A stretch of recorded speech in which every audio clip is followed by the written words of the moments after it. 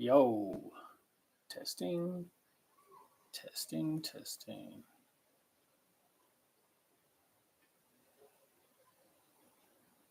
Seems to be working.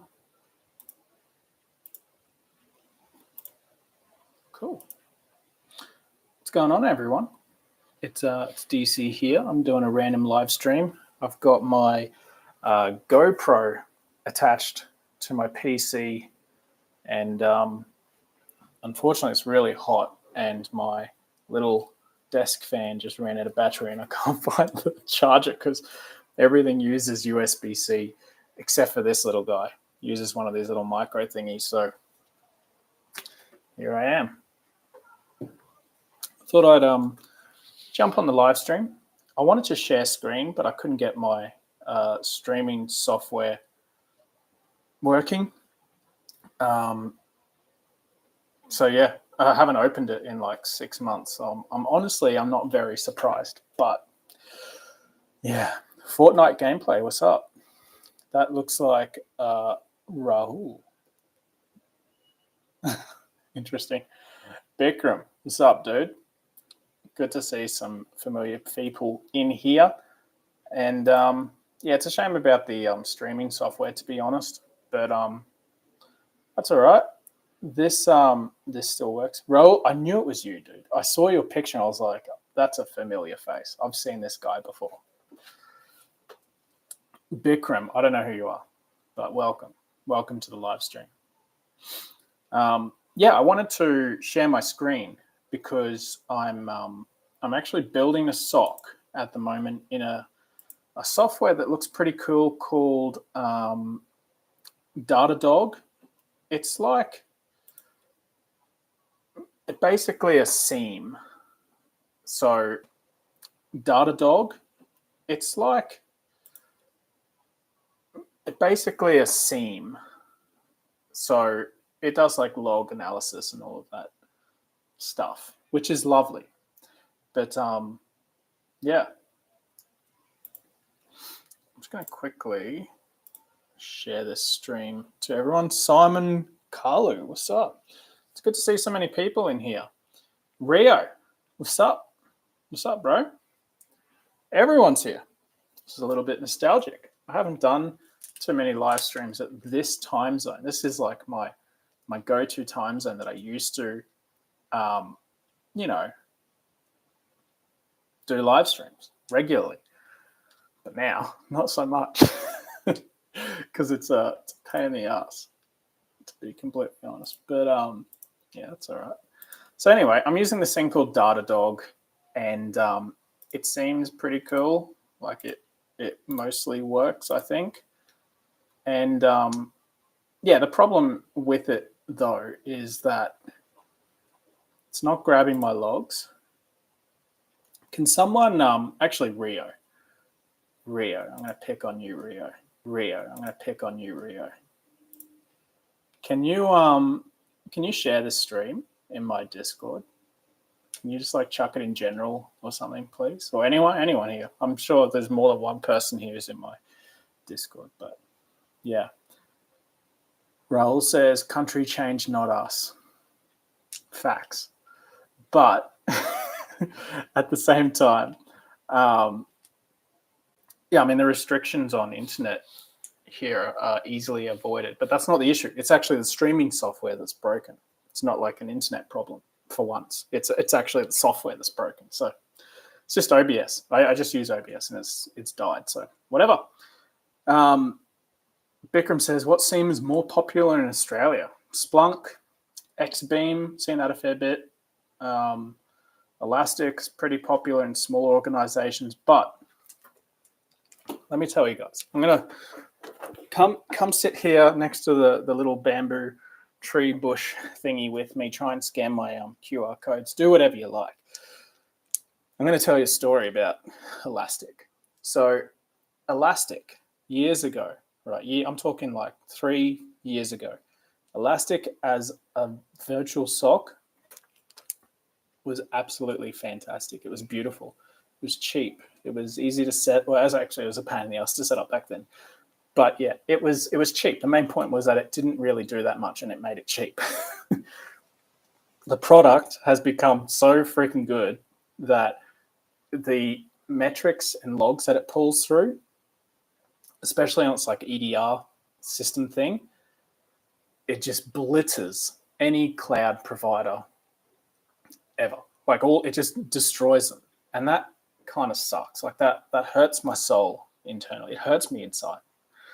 It's pain, guys. So that's unfortunate because now I can't use Elastic because it's outpriced for what I want to use it for. So I'm here with Datadog, and I'm here with Datadog, and see all the mess on my desk, like the empty water bottles and the stuff. Fuck it, doesn't matter. I don't know if this thing is long enough. This is my office, by the way. Okay, I'll put this here, and I'll stop looking at myself. And you guys can see this SIEM, right? So this is basically where I'm at. I'm setting up Datadog. It's pretty cool. I've set it up across my 365 instance. I can see people in China, which is me, and Australia, which is also me on the VPN, trying to access and do stuff in my 365, which is beautiful. I've got a few different things in its little content pack. Like there's AWS, there's Google Cloud, and I've also got this 365 and Cloudflare. Now it's waiting for logs on all of those. Let me just get this set up again. Yeah, just there, looks nice. All right, I've got it set up to grab all this stuff, and it's going to get all those logs eventually. Eventually, they're going to start, feeding through, and it's going to be great. But it's not doing it yet. Now, the main reason I wanted to use Datadog is because it looks good so far, like pretty good. I'm on the free trial, but the pricing is like $15 US per month per host, which for me, I've only got like 6 hosts. It's going to be cheap as chips in comparison to my Google Cloud thing. I think I've still got the billing here. The forecasted billing on Elastic that I've got running there is $1,700. And I only had it running on 3 hosts, not even all of them. So that's a massive no. That's the difference here. We're talking like dollars versus thousands of dollars. And I'm not even using it. I haven't even got logs going through. It's fucking out of control.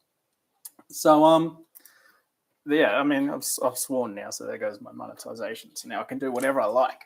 But yeah, that's basically the story.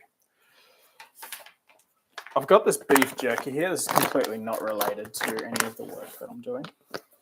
That I was given today by some family friends that I really want to try. So join me on this adventure to try some beef jerky. Oh, it's a packet within a packet. How deceptive. Is it beef jerky? It's like a mountain ox. I don't know if that counts as beef, but probably.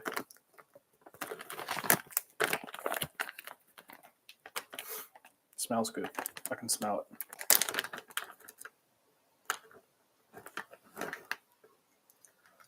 Yeah. Okay.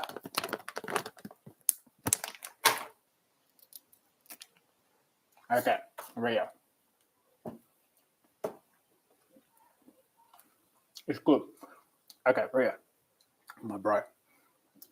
I ran up Wazza. So Wazza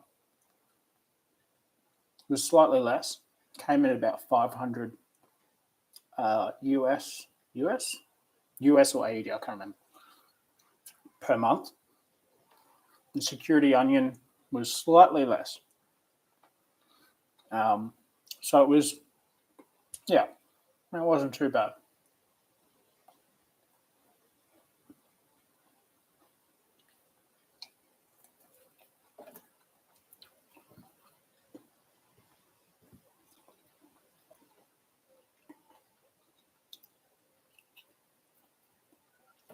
I would talk, but this thing has taken my mouth's full concentration. Oh, it actually posted automatically in my Discord. I was just checking my Discord. Looks like Rio posted it as well. Thanks, bro. Love your work. Love your work. Love your work.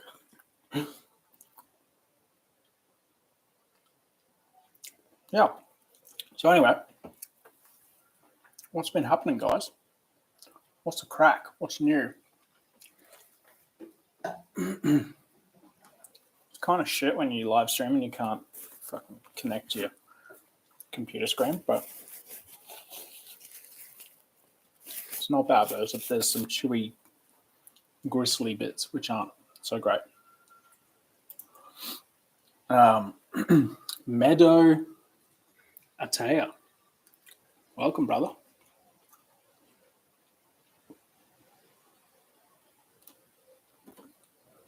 I'm curious, for you guys who are working in the industry like right now, you're in cybersecurity, some of you possibly are in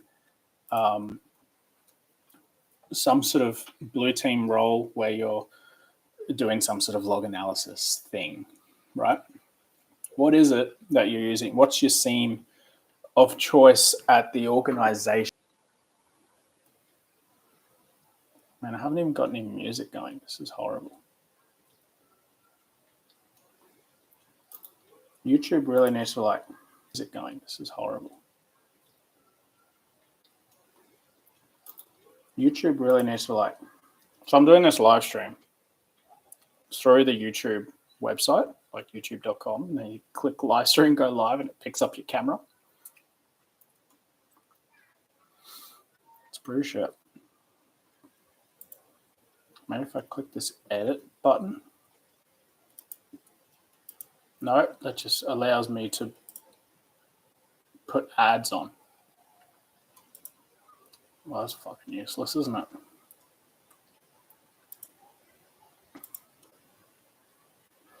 Participants. Oh, that's interesting. So if I click on participants, it shows me and Rio, because Rio is a channel member. But if you're not a channel member, don't show up, which is, I mean, that's a bit rude, right? It's a little bit, it's not very nice, because then it sort of gives an advantage to the members. But I mean, the members are paying, so they should have an advantage. But beside the point. Do you guys want to see outside? I want to see what the outside my study looks like. Is it that, you know what's actually pretty cool is the light. Like the lighting and the quality of this camera is pretty good. So actually better than in Brisbane. I don't know if this is laggy as well. Let me know, guys. Is the audio okay? Is it laggy? Is it annoying? You know, what's going on?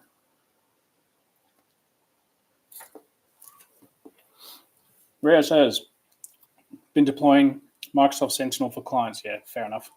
But a solely 365 shop with a no on-prem, so full cloud. Okay. Sentinel is expensive to run. Yep.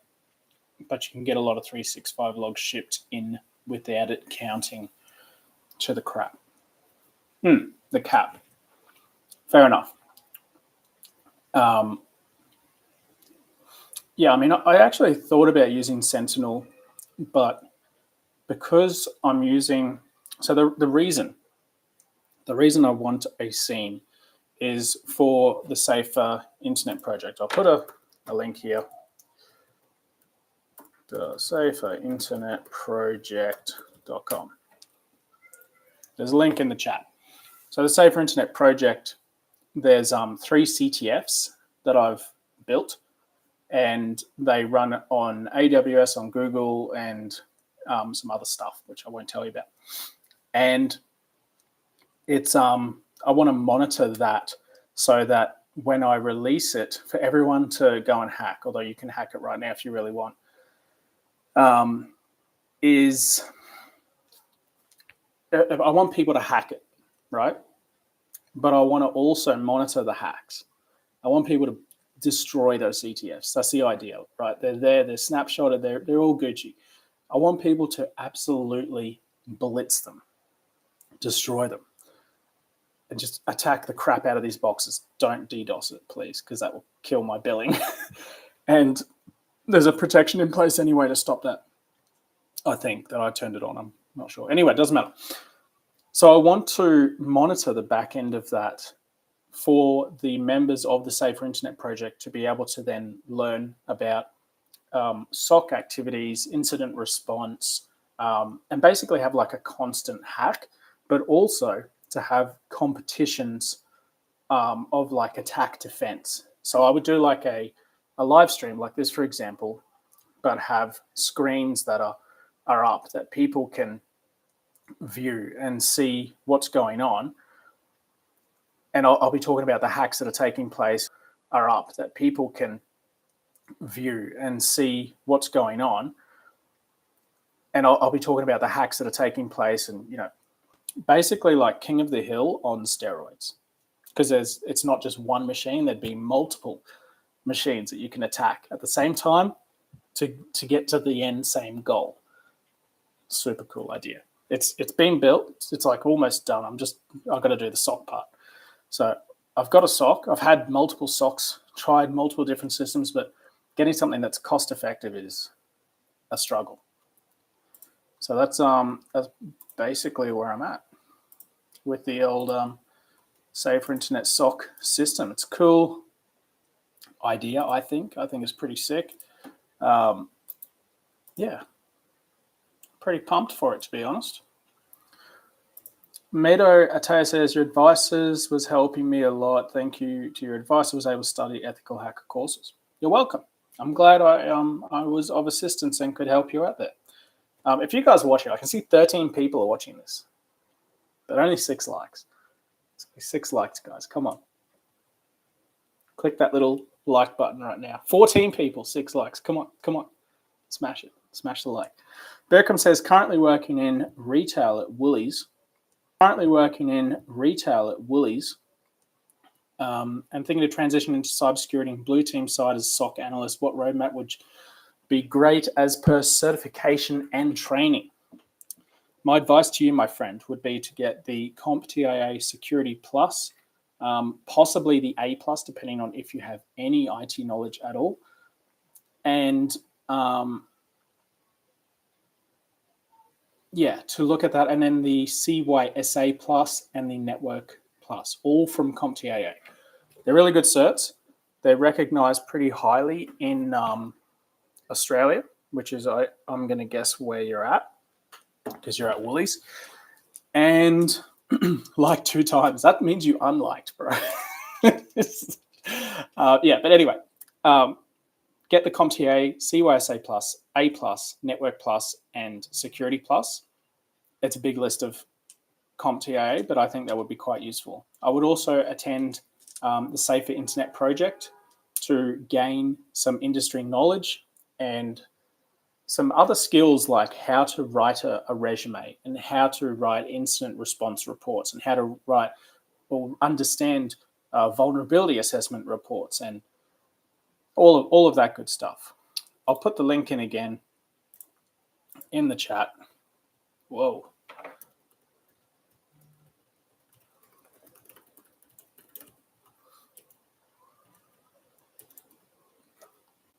Head to that link, sign up a membership. That's a good place to start before you start doing any of the certifications, because there's a lot of information and I guess studies in there about how to get started. There's also lots of live streams which are all recorded for you to view if you miss them.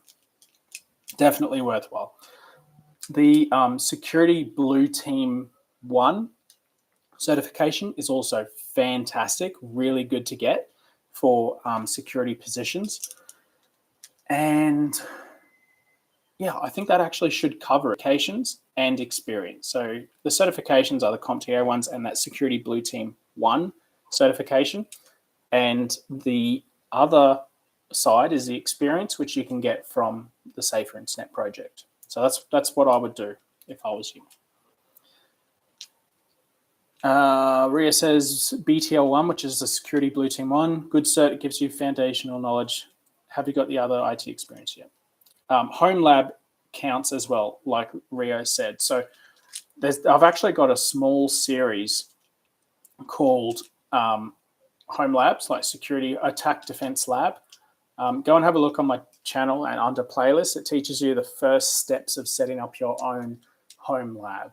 So probably worth a good idea to set that up and give it a go. And if you don't have to do that exactly, you can set up another type of home lab, like maybe a honeypot or a pie hole, or whatever you really want. Something that you can put on your resume that's cybersecurity related, that will be a good conversation point for the interview. Because a lot of the time, these interviewers are asking you about, what have you done outside of, this certification? You say, I did this home lab. And they're like, oh, cool, yeah, I read that on your resume. Tell me about that. Then you can tell them about it and try and be as positive and expressive as you can, because that's going to help you get a foot in the door. Dan Lincoln says, what level of knowledge do you need before joining Safer Internet project? You actually don't need a huge amount of knowledge. So there's essentially 3 or 4 points to the Safer Internet. The first one is there's self-paced learning modules. In these learning modules, you do them at your own pace because they're self-paced, obviously. And you can, they range from, I'll go and open them. Give me a sec. It's actually on the website. So these learning modules targeted to give you an understanding of different tools and techniques in the cybersecurity industry. So that you don't need any prior knowledge to be able to do those. The shadow pen test sessions can be very steep learning curve for someone who is brand new to the industry, but they're kind of designed to be like that so that you can ask as many questions as you have come to your mind. So if you see during the pen test session, there's a tool that just starts being open to run recon, you're like, what the hell is he doing? Just ask, just say, hey, what are you doing? Like, what did you run? Why is this being run? What are you doing here exactly? And either myself or the pen tester will tell you exactly what's happening. I join every single session. So I'm there to answer questions and help guide right from the get-go. So you don't need any prior knowledge beforehand. The other aspects are, so there's the learning modules, the shadow pen test sessions, the mental health workshop, which is focused on work-life balance and stress at work and all of those good things. There's one on tomorrow night. So if you become a member now or tomorrow, you'll be available to see that tomorrow night. And there's also guest speakers. So each week I try to get one guest speaker in to talk to the community about what they've been up to recently, what they've been watching, learning, what tools they're using, just a bit of industry insight from someone who is actually in the industry working right now, and different parts. Because cybersecurity is such a huge thing, I can't comment on absolutely everything because I haven't done everything in cybersecurity. So I bring in professionals who have, and that's what I try and bring. So those are the main aspects. To answer your question, the too long didn't listen, you don't need any prior experience to join the Safer Internet project. Some things will be harder than others, but I'm there to help guide and mentor you during that process. So yeah, mentor you during that process. So yeah. Bikram says, I do have some web applications development knowledge, HTML, PHP, SQL, JavaScript. Awesome. That's awesome. Saeed, is there blue team training in the labs? In which labs, Saeed? Or do you mean the learning modules in Safer Internet? Because there is definitely blue team ones. There's WordPress Defense. There's a Microsoft Sentinel thing in there. There's one that I'm writing at the moment, which is on incident response. There is...